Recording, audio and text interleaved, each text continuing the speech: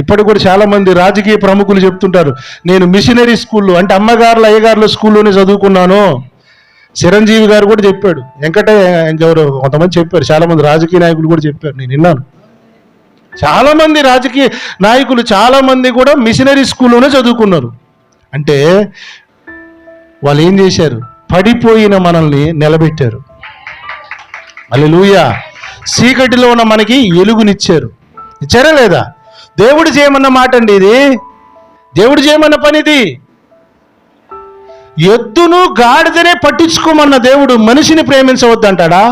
మనిషిని ఎంత ప్రేమించమన్నాడు తెలుసు? వాడు శత్రువైనా ఆకలి కొంటే అన్నం పెట్టు. హల్లెలూయా. గట్టిగా స్తోత్రం చెబుదామా? దేవుడు పడిపోయిన స్థితిలో ఉన్నటువంటి మనుషులను లేవనెత్తేవాడు. ఇప్పుడు మనం యోహాను సువార్త 5వ అధ్యాయం 5వ వచనంలో మిమ్మల్ని చదవమన్న మాట అదే. అక్కడ 38 సంవత్సరాల నుంచి ఒకడు పడి ఉన్నాడట. 38 ఏండ్ల నుంచి వ్యాధి గల ఒక మనుషుడు. నా వ్యాధి పేరేదో తెలియదు, కాదు జబ్బు పేరు లేదాడ, పడున్నాడాడు అంతే. అటు జబ్బులే, వాడి జబ్బు పేరు అయితే తెలవదాడ. హల్లెలూయా. పక్షవాయువు కాదు అది, పడున్నాడు అక్కడ. వాడు పడి ఉండట చూసి వాడు అప్పటికే బహుకాలము నుండి ఆ స్థితిలో ఉన్నాడని ఎరిగి స్వస్థపడకూడుచున్నావా అని అడిగాడట. హల్లెలూయా. గట్టిగా స్తోత్రం చెప్దామా? ఎన్నేండ్లంట? 38 ఏండ్ల నుంచి. ఎన్నేండ్లు? ఇప్పుడు నాకు 39, దగ్గర దగ్గర 40. అంటే నేను పుట్టిన దగ్గర నుంచి ఇప్పుడు దాకా వాడు అట్నే కూర్చున్నాడట. హలో, నేను పుట్టిన కాడి నుంచి నా వయసు ఎంతో వాడు సిట్టింగ్ అంతా, నా వయసు ఎంతో వాడి సిట్టింగ్ అంతా. అలాంటి మనిషివాడు. వాడి ఆశ ఎంత ఏందో తెలుసా? ఆ బెతస్తా కోనేరులో దేవదూత దిగినప్పుడు దప్పుకుని దిగి బాగుపడదాం అనుకుంటున్నాడు. కానీ ఈయనకంటే హుషారుగా ఉన్న వాళ్ళు చాలామంది ఉన్నారు అక్కడ. దేవదూత అప్పుడప్పుడు వచ్చి కదిలిచ్చినప్పుడు ఎవరు దిగుతారో వాడు బాగుపడతాడు. ఇప్పుడు వాళ్ళు బాగుపడతారు, నాకు కూడా ఒక టైం వస్తుందిలే, నేను కూడా దిగుతాం అనుకుంటున్నాడు వీడు. అనుకుంటే క్రమంలో ఎంత అయిందంటే 38 సంవత్సరాలు గడిచిపోయినాయి అంటాడు. చేద్దాములే, చూద్దాములే, నిర్లక్ష్యం. మనుషులకి జీవితాలకు ఎట్టుండదో తెలుసా? వయసు పోయేది కూడా సోయి ఉండదు, వయసు పోయేది కూడా సోయి ఉండదు. అందుకనే ఏ పనైనా అనుకున్నప్పుడు బలం ఉన్నప్పుడు చేసేయాలి అంతే. రేపు చేస్తా, రేపు బతుకుతాను. ఏ తొర్రల నుంచి ఏ పాము పడుతుందో, హలో, ఏ ఆటో గుద్దిపోతామో లేదా? ఉందా? గ్యారెంటీ ఉందా? లైఫ్ గ్యారెంటీ లేదు సార్. రేపు చూద్దాము అనుకోవడానికి టైం లేదు. పాప అలా కూర్చున్నాడు, 38 సంవత్సరాలు పడి ఉన్నాడు అట్టాడు, పడి ఉన్నాడు. హల్లెలూయా. ఈ పడిపోయిన స్థితి అక్కడున్నోడికి ఎవడికి పడతలా? అక్కడున్నోడికి యేసయ్య వచ్చాడట ఒకరోజు. వచ్చి అక్కడ ఎంతమంది ఉన్నా ఎవరు చుట్టాలి ఆడనే చూస్తున్నాడట. ఎందుకంటే యేసు ప్రభు వాడు బహుకాలము నుండి అక్కడ ఉన్నాడని గుర్తుపట్టాడట. బహుకాలము నుండి, బహుకాలం అంటే దాని అర్థం 38 ఏండ్లు. వాడు ఆ సిట్టింగ్ వెనక వాడి హిస్టరీ అంతా 38 ఏండ్లు కూర్చున్నాడు. వాడి ఆశ ఏందో తెలుసా? ఏదో ఒక రోజు ఈ బాగుపడతారనేది పక్కన పెడితే, యెరూషలేము టూరిస్ట్ ఏరియా, చూడడానికి వచ్చిన వాళ్ళంతా డబ్బులు ఇచ్చేటోళ్ళు. దీనికి అలవాటు పడిపోయి ఎట్టయితే ఉందిలే బతుకుతున్నాం కదా అని చెప్పి అట్లా కూర్చొని ఉంటాడు మనోడు. ఆ క్రమంలో నీడు మరిచిపోయిండు. ఆ గుడ్డలు, ఏమంటారు, ఆ పరుపు, ఇక అటనే సనగలబడి కూర్చున్నాడు సార్. మీరు అందరూ ఈరోజు చక్కగా చల్లగా హాయిగా ప్రాణుల కింద కుర్చీల మీద కూర్చున్నాం. కింద సనగలబడి కాళ్ళు ఒత్తుకొని పెట్టి కూర్చుంటే ఎట్టుంటుంది మనకి? గంట సేపటికి సుర్ర లాగుతుంటాయి కాళ్ళు. నాగట్లే? హలో, 2-3 గంటలకు ఏమవుతుంది? కాళ్ళన్నీ తిమ్మిర్లు పడతాయి. ఒక రోజు అంతా కూర్చుంటే అమ్మో అయ్యో అంటాము. వాడు 38 ఏళ్ళ నుంచి కూర్చున్నాడు. వాడు ఎంత నష్టపోతున్నా వాడికి అర్థం కాదని కూర్చుంటున్నాడు వాడు. హల్లెలూయా. ఈయన బాధ ఎవడు కనబడుతుందంటే, అరే వీడు 38 ఏళ్ళ నుంచి ఉన్నాడు కదా, ఎవరినో ఒకటి, అరే కొంచెం ఆగండి వాడిని దోలుతామని ఎవడని దోలుతుందా? కోనేరులోకి ఎవడు దోలటలే. బస్సులో కూడా కొంతమంది చోటు గాడిదలో ఉన్నట్టుంటాడు ఒక్కడు. గర్భిణీ స్త్రీలు నిలబడితే వీళ్ళు కూర్చుంటారు గాడిదలో ఉన్నట్టుండి. ఎందుకో తెలుసా? బతకం, నిలబడలేరు. అరగంట గంట సేపు జర్నీ నిలబడలేమా? బతకం. సుఖాలు బాగా ఇవి పిజ్జాలు ఈ తిండి తిని బాయిలేరుకోళ్ళు అయిపోయారు వీళ్ళంతా. ముసలోళ్ళు నిలబడతారు, వీళ్ళు కూర్చుంటారు. వీడు పాపమాడు 38 ఏళ్ళ నుంచి ఉన్నాడు పాపం అనేది కనికరిద్దాం అనొచ్చుగా, కనికరించట్ల, కనికరమే లేదు వాడికి ఎవరికి. కానీ యేసుప్రభు వచ్చాడు. స్తోత్రం చెప్పండి. వాడిని చూసినంట, చూసి స్వస్థపడగొడుతున్నావా అన్నాడు. ఏమంటున్నాడు? పడాలనుకుంటున్నావంటే ఆడు ఏమన్నారు? సార్ అయ్యా నీకు దండం పెడతాను, బాగు చేయ ముందు అనాలా? అయ్యా ఏం స్వస్థపడతావా, నేను దిగేలోపు ఎవడో ఒకడు వస్తున్నాడు అని చెప్పేసి కంప్లైంట్లు పెడుతున్నాడు యేసుప్రభుకి. అంటే ఇప్పుడు ఎవరు వీళ్ళందరూ మంచోళ్ళు కాదు, నేను మంచోడిని అని కంప్లైంట్ చెప్తున్నాడు యేసుప్రభుకి. ఇప్పుడు ఈయన బాధ. యేసుప్రభుకి ఏం కావాలి? నిన్నేం చూసిండు? బాగుపడాలని చూస్తున్నావు. నువ్వేం చెప్తున్నావు? ఆత్మీయంగా పడిపోయిన వాళ్ళు కూడా దేవుడు మాట్లాడుతుంటే ఎండ్రు సార్, వీళ్ళ ప్రశ్నలే చెప్తారు దేవుడికి. ఆత్మీయంగా పడిపోయినవాడు చూడండి, దేవుడు సమాధానం ఇవ్వడానికి ఏదో ఒక విధంగా పంపిస్తే అది ఎండ్రో, వీళ్ళే ప్రశ్నలు చెప్తుంటారు. కంప్లైంట్ వాళ్ళు మంచోడు కాదు, వాళ్ళు ఎట్ట అన్నారు, నువ్వు మంచోడువా? జీవితం ప్రపంచం అంతా చూడండి, ఎప్పుడు మంచోడు ఉన్నాడు, ఎవడు ఉన్నాడు సార్ అట్టంటే నువ్వు కూడా మంచోడు కాదు. 10 మందిని కూర్చోబెట్టి ఆ 10 మంది సాక్ష్యాలు తీసుకోండి, పక్కకు పోయి మంచోడు కాదనే చెప్తారు. నీ గురించి అడిగినా ఎవ్వడు లేడు సార్, నీతిమంతుడు లేడు, ఒకటే ట్రై చేయడమే, రూపాంతరం చెందడమే మనం.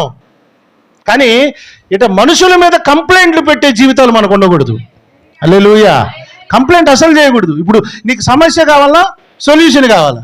సొల్యూషన్ వచ్చి యేసుప్రభు నిలబడ్డాడు నీ దగ్గర. స్వస్థపడకూడుచున్నావంటే ఏమనాలా? అవునా? పట్టుకోలే, నూనె ప్రార్థన చేయలే, ఖర్చీపీలే, చెమటరాయలే, ముక్కులు ఏం పట్టుకోలే, ఏం చేయలే, లేచి నిలబడి అన్నాడు. దిగ్గున లేచి నిలబడాడు సార్, గట్టిగా దిగ్గున లేచి నిలబడి పరిగెత్తిపోతున్నాడు వాడు. గంట సేపు కూర్చుంటే కాళ్ళు తిమ్మిరి పడతాయి. 38 ఏళ్ళ తిమ్మిరులు అన్నీ పోయినా వాడి కాలు వచ్చి ఎగిరిపోతున్నాడు సార్ వాడు. స్తోత్రం చెప్పండి. సొల్యూషన్ దొరికిందా లేదా? పడిపోయి ఉంటే నీకు కంప్లైంట్ బాక్స్గా ఉంటావు. అందుకే నేను ఏమంటానంటే మనుషులు ఏదో ఒక పని చేసుకోవాలి. ఏం పని లేదనుకో, ఇంట్లో ఏదో కుట్టుకునే పని అయినా చేసుకోవాలి నేను చెప్పేది. లేకపోతే పుకార్లు వస్తాయి, నీకు కంప్లైంట్లు ఎక్కువ వస్తాయి. వాళ్ళిట్ట వీళ్ళిట్ట. ఈ కంప్లైంట్లు అంతా ఎవరంటే పని పాటు లేని బ్యాచే. కుటుంబాలలో స్విచ్చులు పెట్టే బ్యాచ్ అంత ఇదే. పనిపాటు ఉండదు, ఊరికే కంప్లైంట్లు. వాళ్ళిట్ట వీళ్ళిట్ట, వాళ్ళిట్ట, ఆ కిట్ట, ఆ తమ్ముడిట్ట. ఎందుకు అవసరమా? పడున్నోడికి, పడిపోయినోడికి వచ్చేవన్నీ కంప్లైంట్లో వస్తాయి. స్తోత్రం చెప్దామా? ఉండొద్దట. అందుకని ఏదో ఒక పని చేసుకోవాలి, పని చేయాలి. మైండ్కి పని ఉంటే అన్నీ సెట్ అయిపోతాయి. హల్లెలూయా. గట్టిగా స్తోత్రం చెప్దాం. వీడు పడిపోయాడు కనుక కంప్లైంట్ చెప్పాలనుకున్నాడు. యేసుప్రభు అని సమస్య చూసి లేపు నీళ్ళు పెట్టాడు. పరిపెత్తుకుని పారిపోతున్నాడు అంటాడు, పరిగెత్తుతున్నాడు సార్ వాడు. హల్లెలూయా. ఇన్ని సంవత్సరాలు పట్టింది సార్ వాడికి. అమ్మా, ఎవరికన్నా ఈయన మీద జాలి వచ్చిందా? లోకంలో ఎందుకు లేవనెత్తారో తెలుసా అండి? మీకు ఒక సిట్కా చెప్తాను. లోకంలో ఎవరికైనా సమస్యలు వస్తే ఎందుకు పట్టించుకోరానంటే, పాలు పోసిన పామే ఒకరోజు కాటేస్తుందని తెలుసు. పాలు పోసిన పామే ఒకరోజు కాటేస్తుంది. ఆ నీతి తెలుసు కనుక ఎవడికన్నా అనారోగ్యం వచ్చి, ఆర్థిక సమస్యలు వచ్చి కింద పడిపోతే వాడి కర్మ వాడికి అట్టనే కావాలంటారు, కానీ చెయ్యిచ్చి ఆదుకోడు. చూడండి మీరు లోకాన్ని. లోక నీతి అది. కానీ దేవుని నీతి ఏంటో తెలుసా? గాడిద కానీ ఎద్దు కానీ పడిపోతే లేవనెత్తమన్నాడు. అదే మనిషి పడితే ఎవరు లేపుతున్నారు? ఇప్పుడు యేసయ్య వచ్చి లేపుతున్నాడు. గాడిదకి ఎద్దుకి ఎంత ప్రయారిటీ ఇస్తే మనిషికి ఎంత ఇవ్వాలి? అందుకే మిషనరీస్ స్కూల్స్ కట్టారు, విద్యాలయాలు తెచ్చారు, వైద్యాలయాలు తెచ్చారు. అదే దేవుడు నేర్పిన నీతి వాళ్ళకి. ఆమేన్. ఈరోజు మనం కూడా నేర్చుకోవాల్సింది ఏంటో తెలుసా? పడుండొద్దు.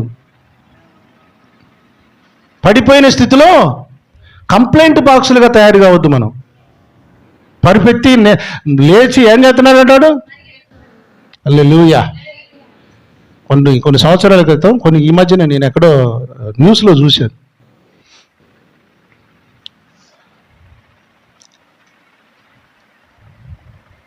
ఒక రోడ్డు అమ్మటి పడుకొని ఉంటారు కదా బేదోళ్ళు, బెగ్గర్స్ అటు పడుకున్నారు. రోడ్ల ఎంట పడుకున్న ఒక పెద్ద మనిషి చచ్చిపోయిన శవం కనబడిందండి ఈ మధ్యన. ఎవరో ఒక ఆయన చచ్చిపోయిన వ్యక్తిని చూశారట. కడుపు డొక్కంతా లోపలికి ఈడ్చుకొని పోయింది, కళ్ళు ఒళ్ళంతా కూడా మొత్తం లోపలికి పీక్కొని పోయిందంట. ఆయనకి చూసిన వాళ్ళందరికీ అర్థమైపోతుంది ఏంటంటే ఆయన ఆకలి చచ్చిపోయాడని. ఏంటి? ఆకలితో చచ్చిపోయాడని అందరికి, చూసిన వాళ్ళందరికీ అర్థమైపోతుంది. అయితే ఆ శవాన్ని కదిలిస్తూ అటు పక్కకు పెడితే ఆ పరుపులో 1,30,000 డబ్బులు ఉన్నాయంట. లెక్క పెడితే డబ్బులు బయటకు వస్తే 1,30,000. ఇప్పుడు నేను చచ్చిపోయిన ఆకలితో అంటారా?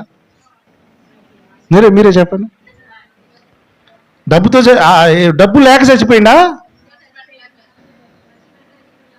ఖర్చు పెట్టలేక చచ్చిపోయిండు. కొంతమంది బతుకులు ఎట్టుంటాయంటే అన్నీ ఉంటాయి సార్, అన్నీ ఉంటాయి కానీ అల్లు నోట్లో శని. అన్నీ ఉంటాయి, డబ్బులు ఉంటాయి, ఆస్తి ఉంటుంది, బ్యాంక్ బ్యాలెన్స్ ఉంటుంది, కానీ కారం వేసుకొని మామిడికాయ పచ్చడి వేసుకొని తింటాం. ఏంటంటే పొదుపు నువ్వు చచ్చినాక నీ బొంద మీద పెట్టుకొని పోతా. నువ్వు చచ్చినాక నీ మనవళ్ళు, నీ కొడుకులు మందు సొక్క మొక్క అన్నీ బిర్రగా లేస్తారులే. సొక్క మొక్క వాటికే కూడబెట్టేది ఇల్లు. ముసలోళ్ళు కొంతమంది ఉంటారు సార్, ఏం తినరు, అసలు పండ్లు కూడా తినరు. ఒకటిదే నోరు కడుపు కట్టుకొని డబ్బులు కూడబెడతా ఉంటారు. వీళ్ళు చచ్చిపోయినాక కొడుకులు కోడలు వీళ్ళు మాత్రం బిర్రగా హల్లెలూయా. ఇప్పుడు ఈ చచ్చిపోయిన వ్యక్తి ఉన్నాడే, ఇతను చచ్చిపోయిన ఆకలితో కాదు, పిసినారితనంతో. ఇది ఆకలి సావు కాదు, పిసినారి సావు. హలో, కొంతమంది అనుభవించలేరు బుద్ధులు. ఏం బుద్ధి అది? పిసినారి బుద్ధి. దాన్నే బైబిల్ లోబి గుణం అంటది. లోబి గుణం. మనం అలా ఉండరాదు. హల్లెలూయా చెప్పండి. మనము మంచి బట్టలు వేసుకుందాం సార్. ఎవరు కొడతారు సార్ మనల్ని? మంచిగా తిందాం, కడుపు నిండా తిందాం. రోజు మాంసం తినకండి అట్టని. మళ్ళీ ఇదొక దరిద్రం, ఇదొక శాపం. ఉన్నదాన్ని కాంచి రోజు నీసు లేకుండా తిండిపోదు. అట్ట తినాలి మంచిగా, ఆరోగ్యకరమైంది. దేవుని ప్రణాళిక ఏం తెలుసా? మనం ఆరోగ్యంగా ఉండాలి. ఆమేన్. మంచిగా తినాలి, మంచిగా బట్టలు ఉండాలి, డీసెంట్గా ఉండాలి. మరీ ఉన్నాయని చెప్పేసి మూతులకి ముక్కులకి రంగులు వేయకూడదు. మళ్ళీ అది కూడా మళ్ళీ అది మితం. అన్నిటికీ ఏముండాలి? మితం. దేవుడు చెప్పింది మితం, లిమిట్. హల్లెలూయా. లిమిట్ దాటొద్దు. లిమిట్ దాటితే అమితం అయిపోద్ది. మితం తింటే మితంగా ఉంటే మితం, లేకపోతే అమితం. దేవుడు బైబిల్ పట్టుకున్నోడుకు క్రమశిక్షణ వస్తుందండి. గట్టిగా చెప్దామా? క్రమశిక్షణ లేదంటే వాని చేతులు ఉంది ఇదే, కానీ వాని హృదయంలో అది లేదు. క్రమశిక్షణ కలిగిన జీవితం వస్తుంది బైబిల్ నేర్చుకుంటే. మితము. డబ్బుని ఎలా ఖర్చు పెట్టాలో తెలుస్తుంది, ఉన్నప్పుడు ఎలా ఉండాలో ఉంటుంది, దీన స్థితి తెలుస్తుంది, సంపన్న స్థితి కూడా తెలుస్తుంది. హల్లెలూయా. బైబిల్ అందుకనే నేను చదవమంటాను మిమ్మల్ని అందరినీ. మీరు నేర్చుకునేది బైబిల్లో ఉన్న దేవుని మాటలు మనం నేర్చుకుంటే చాలా క్రమశిక్షణ వస్తుందండి. ఇంట్లో పెట్టుకోవడానికి దేవుడు ఇలా మన జీవితంలో పెట్టుకోవడానికి ఇది ఇచ్చినాడు. ఇంట్లో పెట్టుకోవడానికి కాదు, ఇది బ్రతుకులో పెట్టుకోవాలి, బ్రతుకులో ఉండాలి ఇది. హల్లెలూయా. పడి ఉండుట చూశాడు ప్రభు. మనం పడి ఉన్న స్థితిని ఎరిగిన దేవుడు ఆయన ఒక్కడే. లోకం ఎందుకు పట్టించుకోరో చెప్పానుగా. పాముకు పాలు పోతే అదే ఇసం అవుతుంది, అదే కాటేస్తుంది, లోకనీతి అది. అందుకని లోకం నువ్వు సస్తున్నా వాడు పట్టించుకోడు, నీళ్లు కూడా పోయరు. వాడి కర్మ అంటారు. కర్మ సిద్ధాంతం. అందుకనే మన దేశంలో కర్మ సిద్ధాంతం అదే. వాడు అప్పుల పాలయ్యి అనారోగ్యం పాలయ్యి మూలబడి ఉన్నాడు అనుకోండి, కర్మది అంటారు. అని యేసుప్రభు అట్ట అన్నాడా? లేవనెత్తుతాడు ఆయన. రెండు చేతులు పైకెత్తి ఆయన లేవనెత్తే దేవుడు ఆయన. హల్లెలూయా.